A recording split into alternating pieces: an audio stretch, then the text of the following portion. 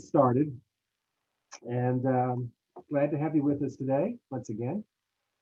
This is the third or four classes. The next class is scheduled for next Sunday. However, I was told that classes are going to be canceled next Sunday. It's Thanksgiving weekend. And so our next class will be in 2 weeks. We're just going to push it back 1 week. And hopefully you'll be able to join me and all of our class members in 2 weeks at the same time, okay?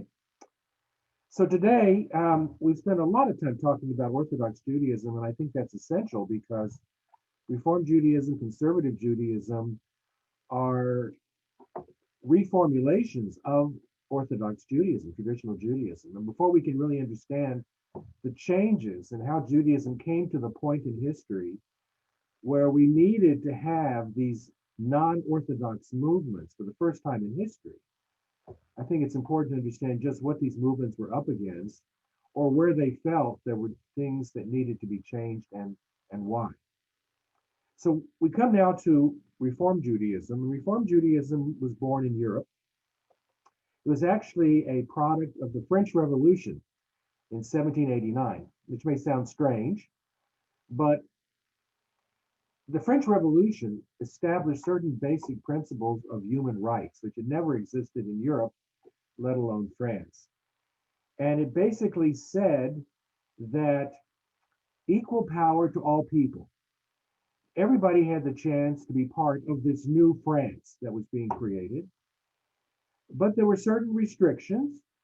You couldn't manifestly separate yourself from French society. You had to be part of French society, which most Frenchmen understood to mean that you had to shed some of the unique religious and social separations, identity factors that separated you from the rest of your neighbors.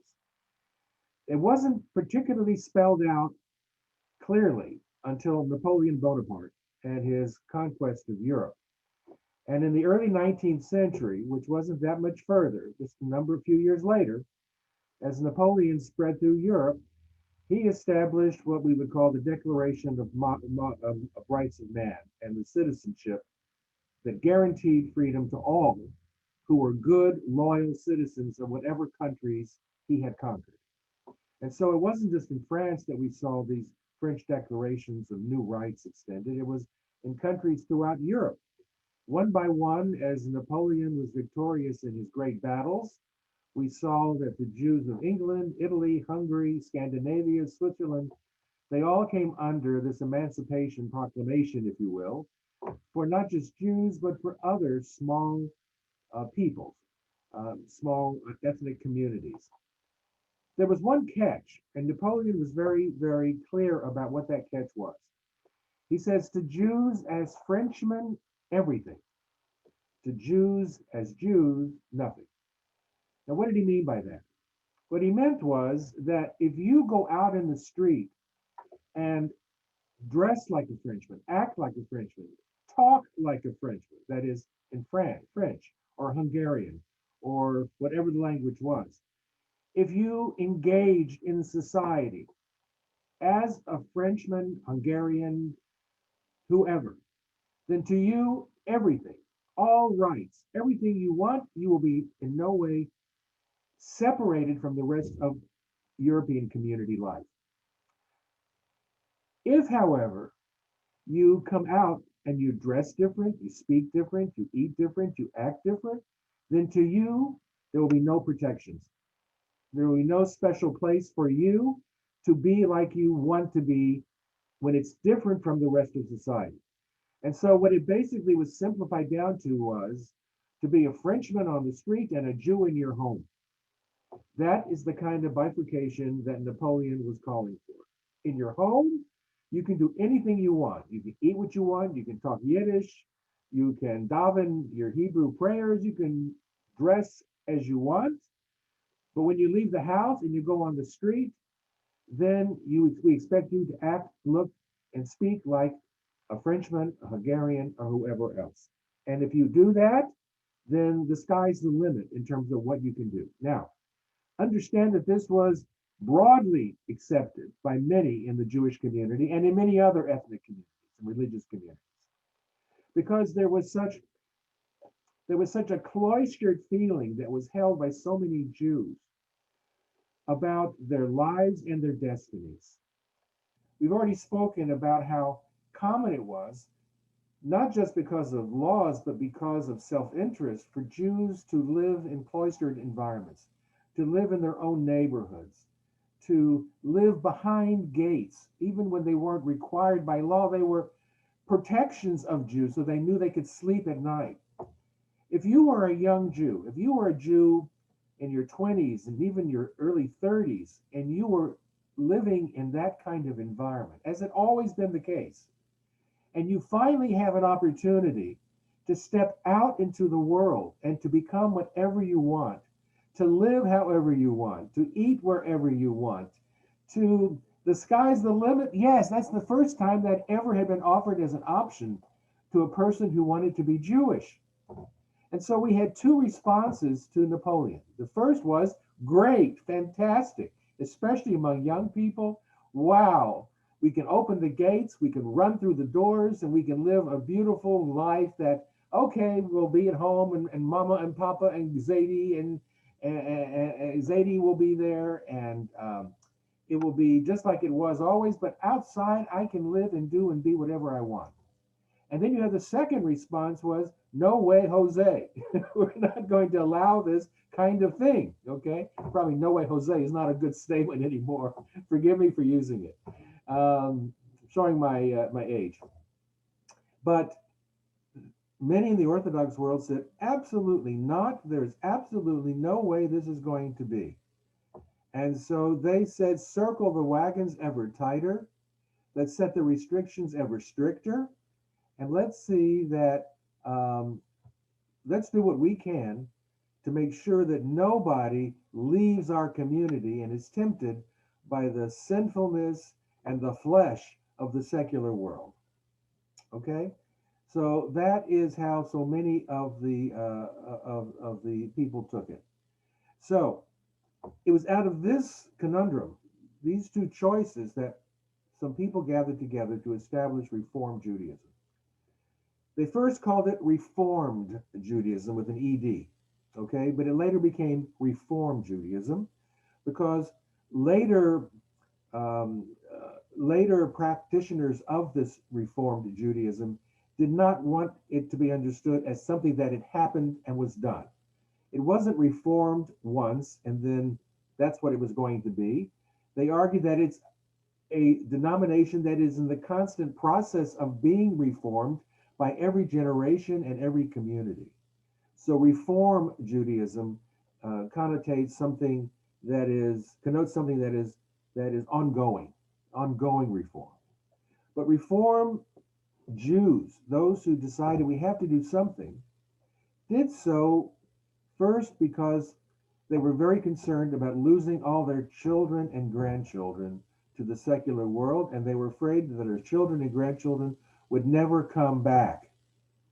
If you are living in a free and open environment and the sky's the limit, which I've used several times, and that's how I'm sure it was understood, what incentive would you have to come back to the community?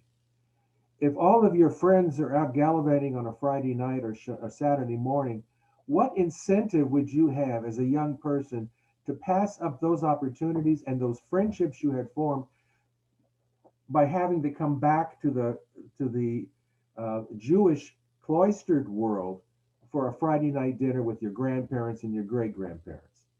And so these early reformers were very concerned we have to do something to protect our future and to give our young people a reasonable alternative to the orthodoxy which was so ever present in the Jewish world.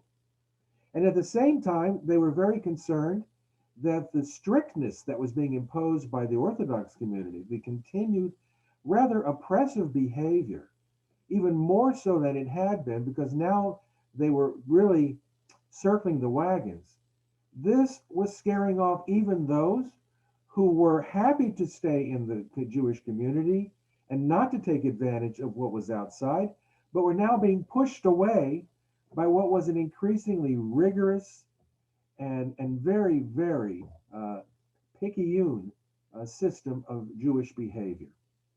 And so it was decided to create some kind of an alternative to this orthodoxy that would be welcoming as well to those who wanted to step out of the Jewish world 24/7, but wanted to have some reason, some compelling reason to come back.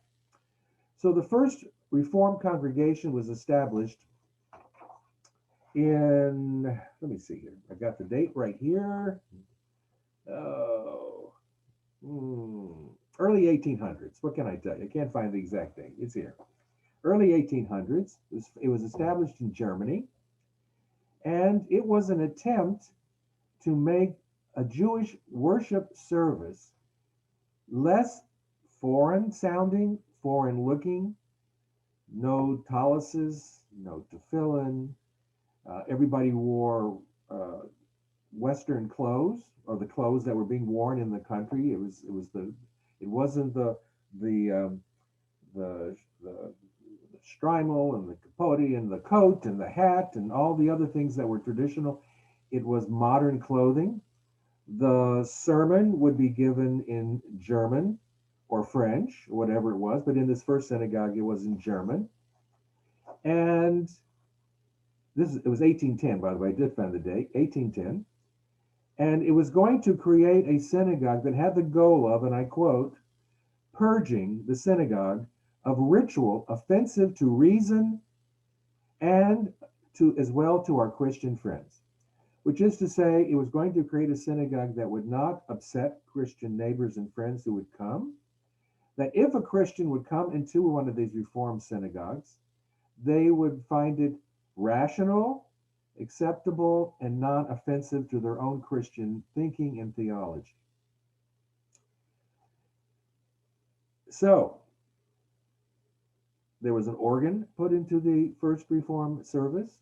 There was a choir. And then they decided that they needed to shorten the service. And so they created their first abridged Reform prayer book. And the Reform prayer book made it possible for you to come to synagogue and to have a service in a length of time which would be comfortable to a non-Jew coming to visit.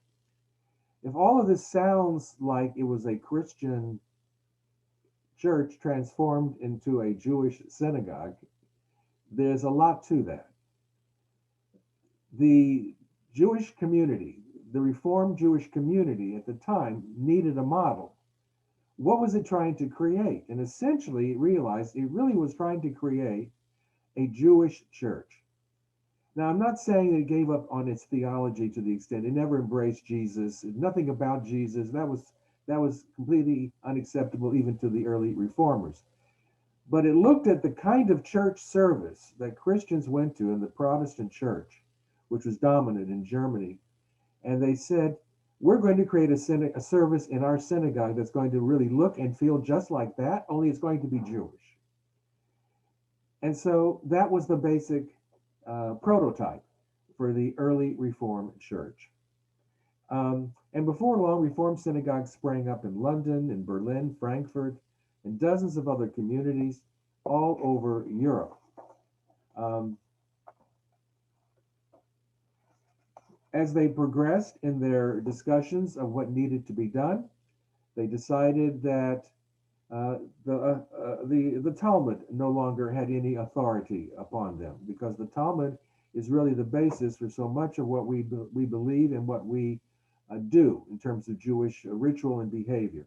Many people think that Judaism as practiced is biblical. It's based on the Torah. But the truth of the matter is we are rabbinic. Judaism is rabbinic. It has been since the days of the Talmud. The Talmud is the recordings of the academies from the 1st to 5th century, when it was finally codified and written down, 4th and 5th century. And the Talmud takes whatever laws are in the Torah and transforms them into the laws which we have today in our practice of Judaism. I'll give you one example, and I think I may have referenced this before. Zachoret Yom HaShabbat Lekodsho, the Torah tells us to honor and to observe the Sabbath. It does not tell us how. does not really tell us what to do on Shabbat. It has a couple of things that we shouldn't do on Shabbat, but overwhelmingly it doesn't. And so the rabbinic tradition evolved to define for us and to clarify and to expand upon whatever the Torah says, not just on how you observe Shabbat, but on so many other things. For example, kashrut. It says you shall not eat these certain things. It doesn't say a thing in the Torah about two sets of dishes, about meat and milk, about how long you wait between a meat meal and a dairy meal. All of these things all come from the rabbinic tradition. How do you kosher anything? How do you kosher a fork that's been treifed? Well, you know, in the Orthodox world, you take the fork and you bury it in the ground for 3 days, right? There's nothing in the Torah about that. How do we celebrate Hanukkah? Well, Hanukkah is not even in the Torah. So we have so much of what we are as Jews. I'm guessing 90% of what we are as Jews and our behaviors is from the Talmud. So the Talmud which was written by men, about men's conversations. Therefore, the reformers decided it didn't have the sanctity of the Torah, and therefore we're not going to be bound by the authority of what some people say in the Talmud, which gave them tremendous latitude to get rid of hundreds, if not thousands, of laws and rituals and customs which they felt were keeping the Jewish community from being fully integrated into the real world, quote unquote, the world of Germany and England and so many other countries. They denied the whole idea of a Messiah coming. And this was very problematic for non-Jews, the idea that Jews prayed for a Messiah to come. And we ask God every day in our prayers, in numerous prayers, to bring the Messiah. Okay? Mashiach ben David. I mean, we sing about it in the Amidah 3 times a day. So this was a problem, because what's going to happen when the Messiah comes? The Jews are going to pick themselves up. They're going to leave whatever country they're in that, quote unquote, has been so good to them, and they're going to leave and go back to where they came from, to the land of Israel. This was an offensive theology to Christians and to secular authorities, because it suggested that Jews were not fully committed to the welfare and well-being of the country in which they lived. That in our prayers every day, we pray to be lifted up and taken out of this place, right? So what kind of a citizenry is it when people are praying every day to get me out of here? And so the reformers said, we have to eliminate this particular form of theology. And so what they did was they replaced it with what's called a messianic era. That one day a messianic figure will come to the world and will transform the world into a place of peace and calm and giving and sharing, and the lion and the lamb and the little child. You know, it's like, so everything that was going to come from the Messiah as a personal figure, as a person riding on a white horse, led by Elijah the prophet, who would bring the uplifting of the Jews and the return of the Jewish people to the land of Israel, was no more about us personally. It was now about God, who is revered by all, creating a new world in which all of us will be blessed to know the peace and harmony, the love that we had prayed for a Messiah bringing, but now God will bring it for all humankind. Okay? Much more acceptable theology, and made it much more palatable. Yes, Ronnie. Okay, when you're saying a messianic era, so this includes Jews and non-Jews. It will affect the world. Yes, the messianic. It is. Look, we have a confusion in the modern Jewish world. Let's be honest. We have a confusion in the modern Jewish world, because the theology of Reform and Conservative Judaism is that there will be a messianic age, but we're not so sure that God will send a Mashiach, an individual who will come and redeem us from our oppression and vanquish our enemies. Okay, this is the traditional messianic era. The Messiah is going to be a disciple of David, King David. And why King David? Because King David was a warrior who vanquished all of Israel's enemies. The Messiah will come and be, if you will, a second King David. He's going to be a military figure who will fight our foes and lift us up and lead us back. So, does conservative Judaism really teach that this is going to happen? Does Reform Judaism teach this? Actually, neither of us teach this. But sometimes in our talking about Messiah, we'll talk about when the Messiah comes. May the Messiah comes, okay? And so you've got this Hasidic song that came from the Mashiach, Mashiach, Mashiach, die, die, die, die, die, die. And then it goes on, it says, and if he may tarry, I pray that he will come and God will send him right away. And we sing that song. We even sing it in our show. We don't sing it in services, but when we go around the sanctuary like a Simchat Torah, the cantors all sing it. It's a great song. Do we believe that? Not really, but we can't escape from it. We can't cut ourselves entirely off of a belief in Messiah because it's like so much a part of the traditional Jewish theology. Okay, but ask me, ask Rabbi Strauss, ask any of our rabbis, do you wait for the Messiah to come on a white steed and Elijah the prophet's going to pull him along and then there's going to be a vanquishing of our enemies by the sword? No, no, I don't believe such a day is going to happen, but I hope and pray that there will be one day a messianic era that will bring a renewal of Gan Eden, of a Garden of Eden, if you will, to all humankind, and that we will have, God willing, some kind of end to all the disharmony and hate in our world. Okay, so the image of the Mashiach being, led by Elijah, where does that come from then? A Mashiach being led by, and that goes back, that's traditional teaching. That's the traditional Orthodox theology of But is it Messiah. found in the Torah? Is there something? No. No, this is okay. No. The prophets speak of a day when a Mashiach, but it's very hard to know exactly what it means by Mashiach in the prophetic readings. Okay, it's hard to know because everybody they said the Mashiach will be anointed, and the kings were anointed. So did that mean the kings were messiahs? I mean, it's not altogether clear. And let me just make one last point on this, and then we're going to move on. The whole notion of Messiah has not played a tremendous role in any Jewish circle, any part of the Jewish world until our own modern time. And that is to say that if you go back through history and you look for all the conversations about the Messiah, you'll see that we pray for the Messiah. But how many of you grew up Orthodox and went to synagogue on Shabbos and heard sermons and sermons and sermons about the Mashiach coming and the Mashiach coming and the Mashiach coming, okay? You didn't hear it. I didn't grow up with that. I knew there's something about a Messiah. I didn't know what it was. I wasn't really taught about the Messiah. What really has brought the Messiah to our attention and made it more of a visible theological concept is Chabad.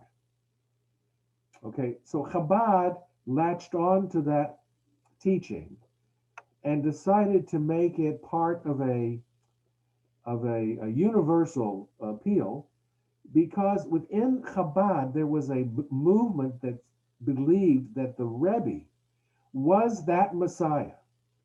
So you see, it's one thing if you're talking about a Messiah coming, but you don't know who it's going to be. God will send the Messiah.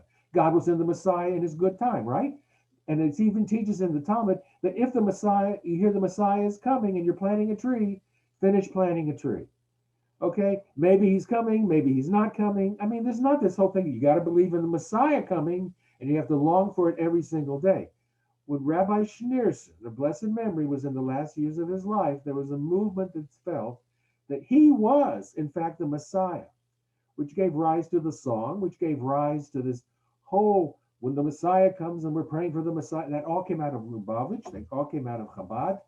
And then, because of Chabad's global presence and because Chabad is prolific online, it took advantage of its broad publication business, its websites, it's on iPhones, it's on iPads, it's got newspapers, it's got posters, it's got billboards, Mashiach is coming, Mashiach is, it became a rather global phenomenon. And now you hear more about Messiah than probably was said ever before until this time in Jewish history. Very interesting. Um, if you go around Israel today, you'll see signs all over the country, pictures of Rabbi Schneerson, and underneath it says Mashiach. They're just plastered everywhere you go. And there's one place, Sfat in the north, where it's overrun by Chabadniks, and they've got banners that cross the streets. Mashiach is coming, Mashiach is coming, Mashiach is coming, okay? They believe Rabbi Schneerson is coming back. And that is where we get all this today, the heightened response to that whole theological notion, okay? So the reformers said enough of that, even though they didn't have it the way we have it today. They just said, we just don't accept it theologically and for the reasons I gave earlier. The traditionalists, the Orthodox in the world were appalled by these decisions made by the early reformers, but the reformers didn't stop there. They said Judaism needs to be studied scientifically and critically, which is to say, just like we study other subjects. Okay, so whatever you would study at a university on a scientific and critical level, that's how Judaism should be studied as well. So we don't just accept that this is what we believe and how we should act. We need to understand what is the history of this belief. How long have we had this religious practice, and do we still need to hold to it today? Give you one example why as Ashkenazi Jews do not eat kidneyot, legumes, which also has been expanded to include peas, corn, rice, and so forth, on Pesach, on Passover. Okay, we have all the reasons for it. I received a tape once, an audio tape, a lecture by one of my professors who gave the 27 reasons we don't eat legumes on Passover. And of course, the first thing he says is, if there's 27 reasons and not just one, that means nobody knows. Okay? If there's a reason for something, there's a reason. If there's 27 reasons, that means nobody knows which is the reason, or that there is a reason. And we know from our scientific critical study of that issue that it was deeply opposed at the time, but it was spread. And now, of course, God forbid, you should have a bag of peas on Pesach, okay? It put you outside the Orthodox world. But what is the reason for it? We really don't know. I can give you 27 reasons, but none of them really answer the question. And so the reformers would say, and now conservative Judaism says, let's look at the history of this. Why do we have this prohibition in Judaism today? And you come to discover that no one knows why. There are speculations of all kinds. And so the conservative movement said in Israel that conservative Jews in Israel can eat legumes on Passover. Okay? And it's also been transferred here to the United States. There's more problems doing it here in the United States. I'm not going to get into that. But the reformers were first, the first to say, we want to know why. We don't want to just do, we want to know why. Okay? Judaism overall, it said, had to be modernized, brought into the 19th century. It has been just one long, continuous piling on of prohibitions and superstitions. We need to find a way to make it a 19th century religious movement. For all its growth in Europe, Reform Judaism did not really carry the day anywhere in Europe. The established Jewish infrastructure was simply too entrenched, and it was very difficult for Reform Judaism's leaders in Europe, all over Europe, to convince people that in order to maintain Reform temples, notice they didn't call them synagogues, those were Orthodox. They needed something to differentiate that a Reform synagogue was not the same as an Orthodox synagogue, so they called themselves temples. Reformed temples were modern and different, but had to be paid for by people who supported them. And the biggest liability the Reform movement faced, it did not have the financial resources to grow and thrive and to provide livelihoods for those who wanted to be rabbis in such temples, such synagogues. Same issue we have in Israel today, which I mentioned last week. Okay. However, when the Jews started coming to America, it was an altogether different ballgame. Reform Judaism was made for America, absolutely made for America. Why so? Because here in America, Jews had all the freedoms that they had in Europe and more. And if they didn't like how they were treated in one community, Reformed Jews could just pick up and move somewhere else. And wherever you went, because you were in constant flux, there was a lot of mobility in new America. It was very hard to establish synagogues outside of the central Jewish population areas. For example, in New York City, you could have hundreds of synagogues because people lived there. They stayed there. They built a whole Jewish community there. But what if you wanted to live somewhere else? There weren't enough Jews or enough Jews who had the resources to build synagogues. What if you didn't know you were really going to stay there forever? You're just passing through. You're selling some stuff, but then you're moving on. And so it was very hard to have a synagogue that you could go to every week. Um, if you're traveling on the road, where are you going to get kosher food? How are you going to eat kosher food? Reform Judaism taught you don't have to eat kosher food. Kosher food is something that, it's old world Judaism. Um, it's not one of the essentials to be a Jew. You're still a Jew if you don't keep kosher. You're still a Jew if you don't keep a traditional Shabbat. They re-understood Judaism to be not just a religion, but to be a people and an ethnicity. So if you cannot follow the laws, if you cannot follow all the religious traditions and obligations, but you still feel in your heart that you're Jewish, and you still try to honor your Judaism in personal ways, then you are still part of the Jewish people. And you should not feel like you're second rate or that you should just give it all up. Reform Judaism said, wherever you are on the ladder of observance, you are still on the ladder. You are still part of the Jewish people. You are still part of the Jewish community. And take that with you wherever you go. So it was the perfect faith and the perfect teaching for new people and for the emerging, growing, young Jewish community here in the early states. Judaism would go with them, and the people who took it with them would do their best. They couldn't do Orthodox.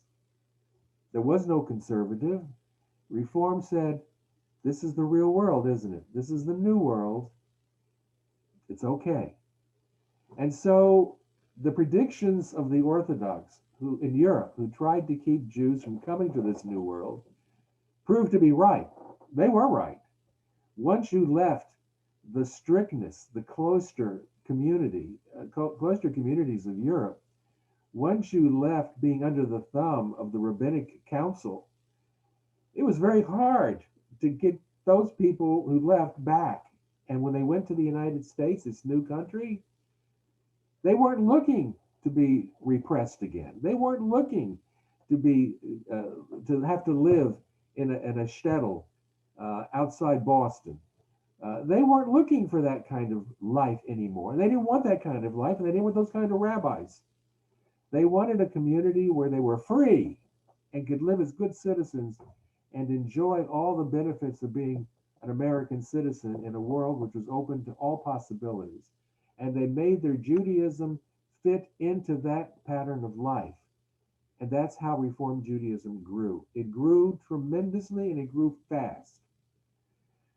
It was the synagogue of choice all over the country. Of course, the country was mostly east of the Mississippi for a long time.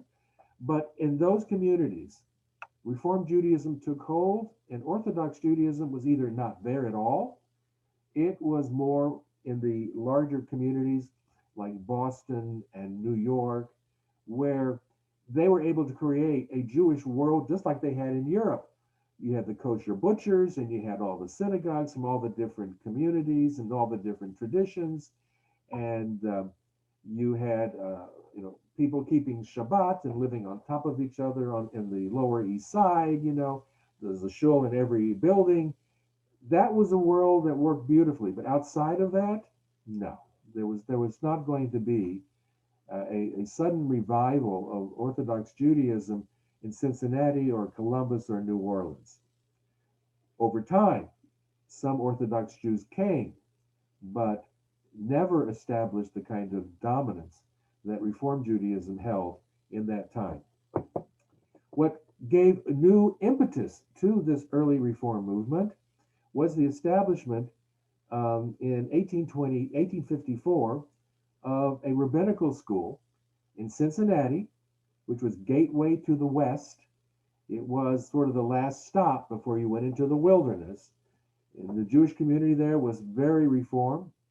A tremendous rabbi, Rabbi Isaac Mayer Wise, who was born in Europe, received traditional smicha, and came to the United States in 1846, decided that this Reform movement needs some kind of cohesion. You've got hundreds of Reform synagogues all over now. None of them are in communication with one another. There's no common prayer book for any of them to use. There's no rabbinical leadership that understands and can teach and lead them in their spiritual quest. And so he established what he later called the Hebrew Union College. The Hebrew Union College. It was called Hebrew instead of Jewish because he didn't want it to scare people away. Remember that he was as concerned as every Jew was that they wanted to be fully accepted and integrated into everything that America had. And Jewish was a little too strong. Better to call yourself a Hebrew, a Hebrew or an Israelite. So he established a newspaper called the American Israelite, which still is in print, publishing today. And he established a rabbinical school called the Hebrew Union College, not the Jewish Union College. Later on, we're going to see that when there was a breakaway from Isaac Mayer Wise Reform Judaism, one of the ways in which the founders of this new movement decided to separate themselves theologically was to call their rabbinical school not the Hebrew Theological Seminary, but the Jewish Theological Seminary. Right there in your face, right? Jewish Theological Seminary. But from Isaac Mayer Wise, he thought it'd be better to be the Hebrew Union College. And remember, all the synagogues were temples, they weren't synagogues. So it all was consistent with the pattern of not naming things in a way that would be mindful of what had been in Europe. Because remember, it wasn't just Jews who came to America, it was non-Jews. And they brought with them, many of them, their own racist and anti-Semitic attitudes toward Jews, and they had to be convinced that the Jew in America was a different species.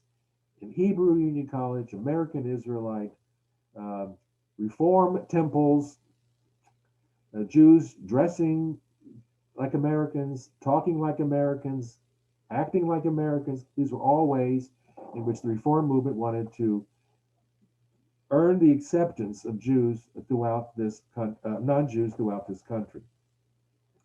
So this rabbinical school was not only called the Hebrew Union College, it was called the Hebrew Union College, which was because he wanted it to be part of a union of congregations, and he wanted all the congregations that were in this Reform tradition to help support it.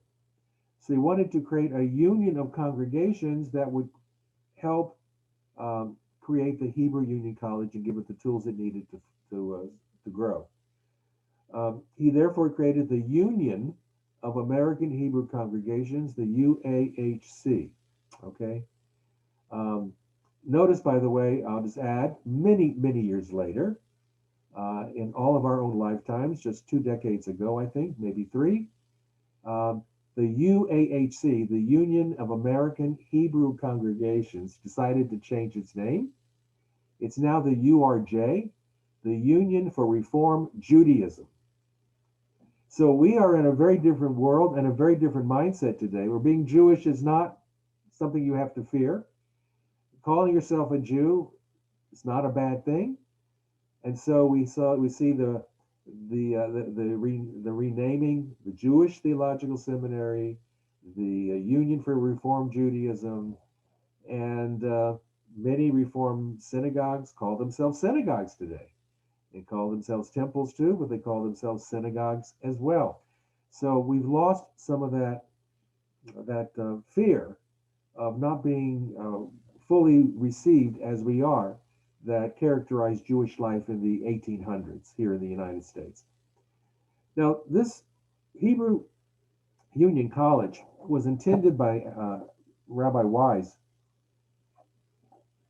to be a rabbinical school for American Jewish synagogues. He didn't have there wasn't a movement per se called Reform Judaism. There were just synagogues all over the country that were not Orthodox, essentially. They followed Reformed traditions and so forth. But he wanted to create a movement where we would all stand together. And so his goal was to train the students at the Hebrew Union College to go to serve the American synagogue, which is how he saw it. That's what most of American Jews were. They were American Jews. They were not Orthodox Jews. He was not a radical reformer, or at least he said he wasn't. He saw reform as a verb, as we talked about, and his intention was to unify the American Jewish community, which was more or less the same mindset that he was. In 1883, the first class of rabbinical students was ready to be ordained.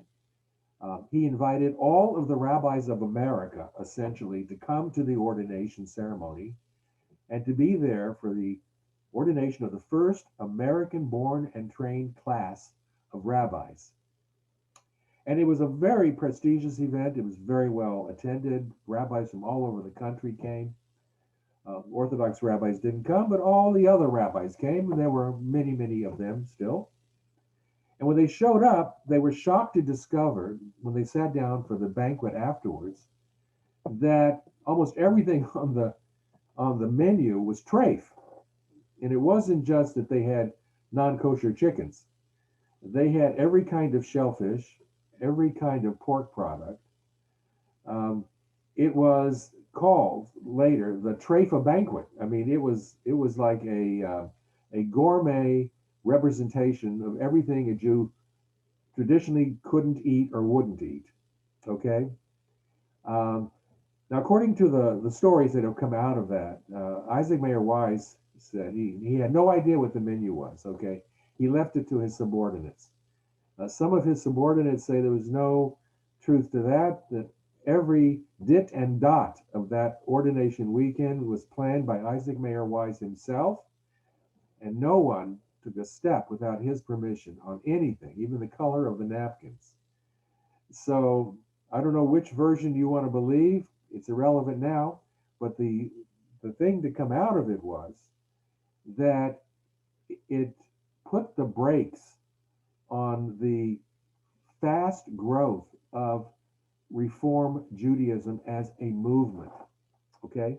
And it did so because in American Judaism in the late 1800s, you had the Orthodox, yes, but you had a wide range of those who were not Orthodox, but along the scale of not being Orthodox. You understand what I'm saying? So you might have, for example, somebody who was very observant, but thought it was all right if they would go out and have a piece of fish in a non-kosher restaurant, or go out and have a salad in a non-kosher restaurant. So that would make that person not Orthodox, perhaps, but it didn't necessarily mean that that person was ready to go boating on Shabbat. Okay, and so everybody was on a different place on the line. And so when Isaac Mayer Wise had this ordination ceremony and this dinner and demonstrated that he really was far left, a group of rabbis who had attended, who did not consider themselves Orthodox, but were along the rightish side, the more traditional end of the scale for reform, got up and left. And what they essentially did, and what they eventually did in the next couple of years, was they said, if that is what the Hebrew Union College, the training ground for American Jews, American rabbis, is going to teach and preach, and how it's going to behave, We cannot be part of such an extremist left-wing religious movement as is being created by Rabbi Isaac Mayer Weiss. And they decided that they needed to pull back. They weren't ready to go back to being Orthodox 100%, but they felt that we needed to establish a movement that was more moderate, an American movement that was conservative. Not in the conservative sense of politics here in the United States today, but conservative in the sense that a movement that was prepared to preserve the most important elements of Judaism, of traditional Judaism, but at the same time to be willing to understand when there are times when we need to accept change and acknowledgement of modernity. And so they needed their own rabbinical school, and they gathered together and formed what we know today as the Jewish Theological Seminary. And the Jewish Theological Seminary was established to be a movement for what was to become the conservative movement. It was calling itself at the time not reform, but traditional. But traditional wasn't good enough because traditional is what Orthodox call themselves too. So eventually it was Solomon Schechter who was brought from England to become the chancellor of the Jewish Theological Seminary. He came up with the word conservative. And conservative is the word that stuck. Now, we're going to be talking more about conservative Judaism next week, but I'm going to give you a brief introduction to it today. First, though, I want to go back and finish with Reform. So, Reform Judaism has gone through a variety of redefinitions. The Reform Judaism of 2020 is not the Reform Judaism of 1895. It's not even the Reform Judaism of the 1900s. It has become a movement that is very self-confident and also knows what it wants to be and is not afraid of just being what it needs to be. And if that means being a little more traditional or being a little less traditional, it feels it has the strength within its own community to make those kinds of changes. And so, for example, when I was first ordained a rabbi in 1980, and for my first 20 odd years, I was never in a Reform synagogue where the rabbi wore a yarmulke or wore a tallis. They weren't even available. I remember going into a Reform synagogue in New York, and somebody came up behind me and pulled the yarmulke off my head. Okay, that was how they felt about yarmulkes. But today, if you go to a Reform synagogue, it's not unlikely that the Reform rabbi will be wearing a yarmulke and a tallis. Now, does it mean that he or she believes in the 613 commandments? Not necessarily, no. But it means that they're not afraid to embrace some of the traditions that Reform Judaism eliminated in the past. Remembering that the reason that so many of the traditions were eliminated by Reform Judaism for so long was owing to a basic insecurity of American Jews in the American broader community. American Jews, even in my childhood, we were very concerned that we fit in, that we didn't do things that would draw attention to us. We certainly didn't want to show up in a class or a public place wearing a yarmulke. Even Orthodox Jews in my childhood didn't wear yarmulkes out of the synagogue or house. There was still this discomfort level. We're fully American and yet we're not. Okay, as Gentleman's Agreement showed, I think that film was in 1960, if I'm not mistaken. Maybe somebody can correct me. But even then, there was this latent anti-Semitism in the United States, and as a Jew, you didn't want to draw too much attention to yourself. I remember as a child going to Red Elementary School here in Houston. They had a Christmas program and a Christmas play every year, and my mother and my other Jewish friends, we all were in the Christmas play, but we all had roles that we didn't have to say Jesus' name. It was very interesting. My mother and my mother's friends, they would talk to the school that it would be more comfortable for us. We'd love to be in the play. We feel very strongly about being in the play. The play is important. It's a part of school, and we all love our school. We all, but it'd be more comfortable if maybe uh, the three wise men were all Jewish because they had no speaking role. Um, and there were other parts for other parts of the play. We got to be snowflakes.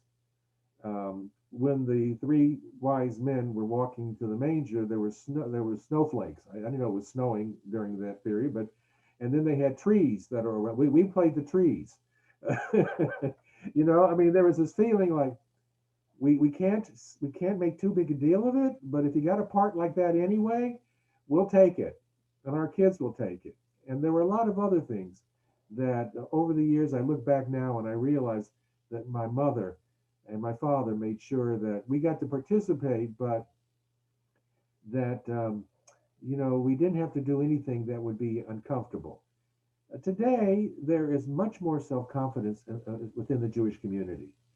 It's been strengthened by the state of Israel and its place in the world, which helped redefine who is a Jew, and the strength of a Jew and the fighting figure of the Israeli soldier. You recall in 1948, many of us weren't born then. I was born in 51, but in 1948, I've seen copies of the magazines from 48 showing the Israeli soldiers on the front pages of Look and Life magazines. Those are the two most read magazines in the country. This was the new Jew, and how the Jews were victorious in 67. All of this has strengthened us and changed us, and how others look at us. And it changed how Jews were treated and regarded, not just in the United States, but throughout the world. Today, we have no qualms about wearing a kippah anywhere we want to go. We have kosher restaurants. We take our non-Jewish friends to them. If they want to go out for a dinner with us, we take them there. And they like them. They go because they go to a restaurant. They're not really worried about being kosher or not kosher. So I think today's Reformed Synagogue reflects that. And it's much more ethnic. And a lot of things that we believed and did, mostly what we did, are being restored. Havdalah is very important now in Reform. It was not allowed in the early Reformed synagogues, Havdalah. And there are many other services that were not allowed. They didn't do them. Saturday morning services, not appropriate. If you want to have a service, they would have it on Sunday. Early Reformers moved Saturday morning service to Sunday. And why Sunday? Because that's church day. That's when everybody went to religious services. And so Reform said, well, we'll have our church day on church day. Of course, that doesn't happen anymore. It hasn't happened for a long time because it's not necessary anymore. The Reformed Jew, like all American Jews, feel much more secure in their Judaism. They changed so many of the traditions. Kashrut was eliminated. The bar mitzvah was eliminated. They didn't believe it because what did the bar mitzvah signify? It signified that you were now old enough to be subject to the commandments. That's what it meant to be a bar mitzvah. And what did the service mean? It meant that they put you in front of the congregation. If you were 13, and historically, although bar mitzvah is not such an old tradition, it goes back only to the 13th century, interestingly enough. But what it is, it's a public showing of a 13-year-old boy, and the congregation sees this 13-year-old boy, and they say, "Oh, Chaim Yankel here. Next time we need a minion, we go get Chaim Yankel." Okay, when Abba goes to shul tomorrow morning, he can bring his son because he has to put on talis and tefillin too. And if I see him out playing hooky, I'll tell him, "You're not a good Jew." Okay, the rabbi could impress upon him the significance of doing everything his father was doing, because bar mitzvah meant, and everybody saw, that this boy is now culpable. He's now liable for the sins that we must avoid. Okay? Riding on Shabbat was permitted. Okay? They didn't accept this whole thing about, what's combustion, what's starting a car. What does all that mean? You can ride your horse, you can ride your donkey, you can ride your camel, didn't matter. All the second day of festivals were dropped. And so if Passover is 7 days in the Torah, it's 7 days in Israel, it's 8 days everywhere else. We celebrated 8 days. We celebrate Sukkot an extra day, Shavuot an extra day, Rosh Hashanah an extra day. They dropped all the extra days in the Reform movement and said, we don't need them anymore. They dropped yarmulkes, talis, tefillin, all were vestiges, they said, of Orientalism. And these are things we no longer need. Nowadays, if a Reformed Jew wants to go to the rabbi, goes to Rabbi Lyon and says, I'd like to learn how to put on tefillin, say, okay. He's not going to say you have to wear tefillin. He's not going to say you must wear tefillin. He's going to say, well, I'll show you how, or I'll find you somebody that can show you. Everything's open because Reform Judaism is being understood as you can do what is meaningful to you, which is the original teaching of it, and you don't have to worry about being shamed anymore by trying to be a little more observant if that's what you want. Circumcision was no longer required. Okay? Now, today, I would say there's a significant percentage of Reformed Jews that still circumcise their sons, but there is also a meaningful percentage that does not circumcise their sons. Okay? And that's fine with Reformed Judaism, generally speaking. The traditional ketubah was eliminated and has been replaced by a document of marriage, which is not a ketubah. So if you take a document of marriage to the state of Israel, it's not accepted. You're still not married Jewishly. But if you take a ketubah, you still are married. But it's a decision that was made, and they also eliminated the delivering of a get. So in Reform Judaism, if a Reform rabbi is asked by a couple for a get, um, that what I did throughout my career is I did the gets, the gittin they call it, for Reform Jews. Reform rabbis all sent their congregants to me or other conservative rabbis, and we would do a get for the couple. Okay, that's still true here in Houston, by the way. Kashrut abolished, but as I said, there's been a swing in the pendulum toward a more traditional celebration of all religions, including Christianity, and therefore it's not surprising that conservative Judaism, Reform Judaism, has swung that way as well. Finally, there were numerous changes made in the liturgy, and the liturgy um, was decimated, may be the right word to use, even though it's a strong word. But if you picked up the traditional Siddur and you picked up the Union Prayer Book, which was the early Reformed prayer book, the early Reformed prayer book was really pencil thin, um, and it eliminated almost all the Hebrew and also most of the prayers, and really became more like a prayer book that might be used by Christians in their own faith services.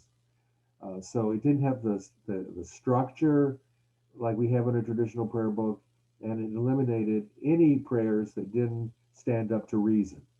Uh, if you compare the Union Prayer Book, however, with the new Gates of Prayer, which was published in 1979, 78, it's this thick.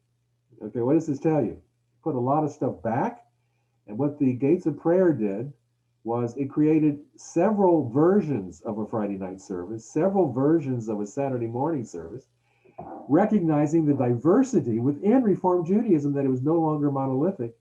Everybody believed the same thing and believed in cutting everything or leaving everything. They had different versions, and version one was always the one that was most traditional, and version five was the one that was barely Jewish. You could just, and there were synagogues that fit along the spectrum, which showed how Reform Judaism was, not splintering, but it was much more varied.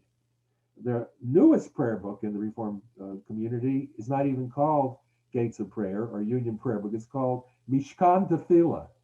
And what does that tell you right then? It's a Hebrew name for the Reform Prayer Book, Mishkan Tefillah, okay? The Tabernacle of Prayer. And it's a nice book. It's a beautiful book, and it has a lot more traditional, a lot more Hebrew. So we see Reform Judaism has been swinging a little bit more to the moderate and the more conservative side, and and for some, it's been a revelation. It's been a wonderful thing, and for some, especially older people, they think Reform Judaism is becoming orthodox. Well, it's not becoming orthodox, but it is certainly open to a lot of things that it wasn't before, and today is a very different faith. I'll close with Israel. Reform Judaism was opposed to the establishment of a state of Israel. Um, it only accepted the establishment of the state of Israel after 1948, when the state of Israel, which they opposed, was under grave danger or in grave danger. It was the feeling of reformers that supporting a state of Israel, the creation of a state of Israel, would reintroduce the dual loyalty conundrum for Jews. That if we were advocating for a Jewish state, well, why do we need a Jewish state if we've got the United States? That goes back to this earlier argument we had, I mentioned before, but here it renewed itself. Many Reformed Jews were absolutely opposed to the establishment of a Jewish state.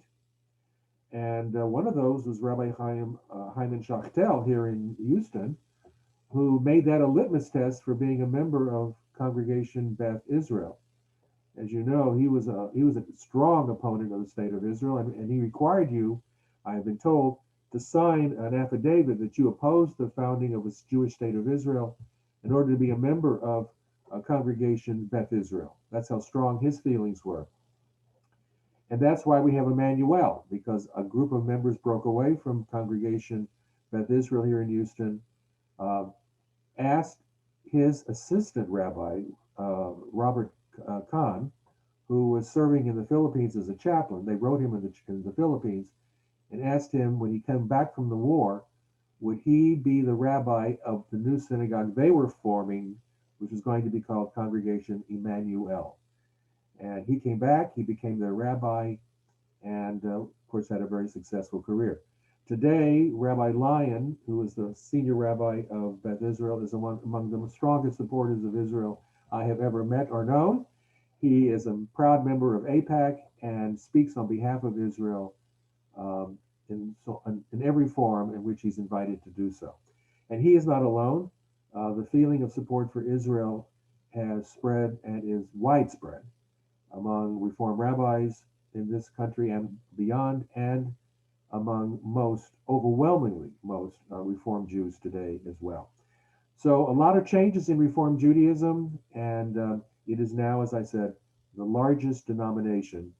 The second one is nothing, but the largest denomination in American Judaism today.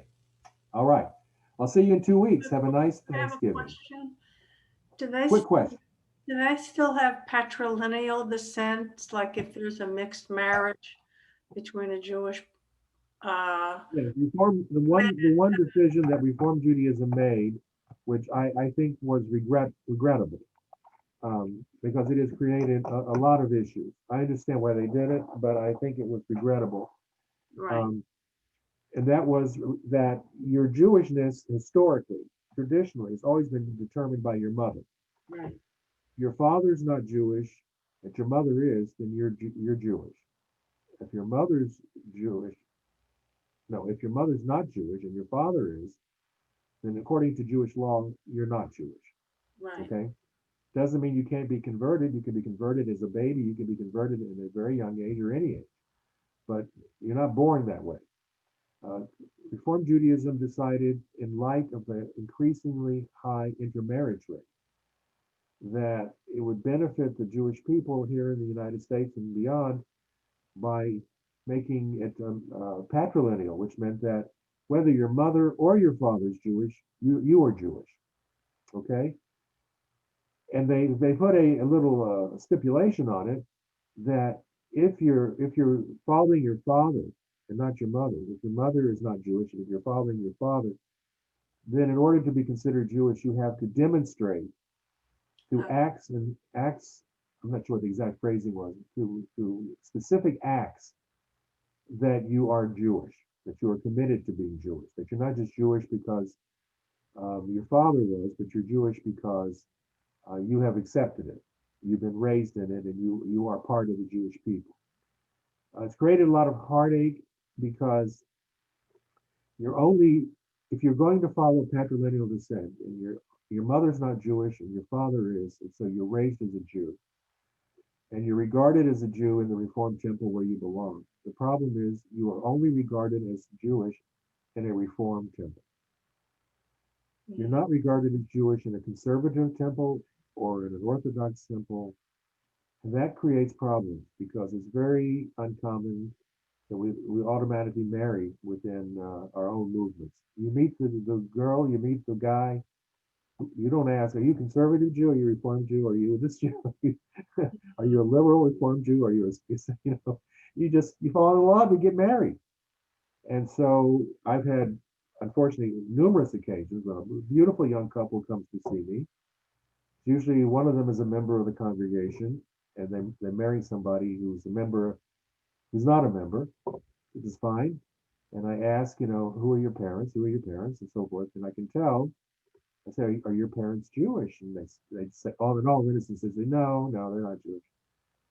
Um, uh, well, then excuse me, my father's Jewish, but my mother's not Jewish.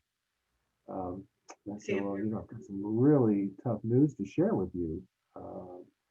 According to Jewish law, you're not Jewish. So you're Jewish according to the Reform movement, but you're not Jewish according to conservative or Orthodox. And of course, what usually follows is outrage, tears, anger, a variety of other emotions. Occasionally they'll say, well, what can we do to fix that? Okay, that's really what I want to hear. But I sometimes don't have a chance to get that far. I've had them get up and walk out. Of course, then the parents of our member get upset with me, as they would with Rabbi Strauss, Rabbi Morgan, Rabbi Ford, or any conservative rabbi. We explain it to them and they understand, but they're angry as all get out, because they got this whole thing planned. It's going to be a beautiful wedding and everything else. And occasionally, sometimes the couple will say, what can we do to fix it? And I tell them, we can fix it easy. But psychologically, you're going to have to understand that you're going to need to go through a conversion process. Now, because you've been raised as a Jew, you're not required to go through instruction and classes and tests and all the other things that are part of conversion. It simply means you need to go to a mikveh. And the mikvahs are very modern, very, very nice. They're lovely places, and they are. There's no question about it. I wouldn't hesitate to go into a mikveh. And it says you dunk yourself in the water and you come out and you say a prayer and you're Jewish. That's it. It's over and done. And most of them who get that far with me are ready to do it. They're not going to give up on their spouse, and they don't want to start upsetting their in-laws and who knows what. They just they'll do it. But there are quite a number of weddings that I have lost because of patrilineal descent. There's no question about it. Mm-hmm. And I think it was a mistake because it was done unilaterally. See, it's one thing if a movement says, well, we're not going to require you to keep kosher anymore. We're not going to require you to keep Shabbat anymore. But when you change who is a Jew, right, that's where you have the issue. When you change the very issue of personal identity, that's where we have an issue. That's a problem. When I say you're a Jew and you're not a Jew, that's a very important distinction. You keep kosher, you don't keep kosher. Oh, okay. So I think that was a decision that I think was made in haste, and I think it was made to meet its own needs because of the high intermarriage rate that was in the Reform movement. It still is, but I think it did. I don't think they looked ahead to what the ramifications would be for the thousands, if not tens of thousands, of young people raised as Jews, thinking they were Jewish, never hesitating for a minute to question their own Jewishness, nor did their parents, and then to find out that they're only Jewish inside a Reformed temple. I think that can be a devastating thing to learn when you're 25, 30, 35 years old. So that was a tough call. I've got to get off, and I know you do too. So Jennifer, thank you for moderating today. And we'll see everybody in 2 weeks. Be well. Thank you. Bye-bye. Thank you.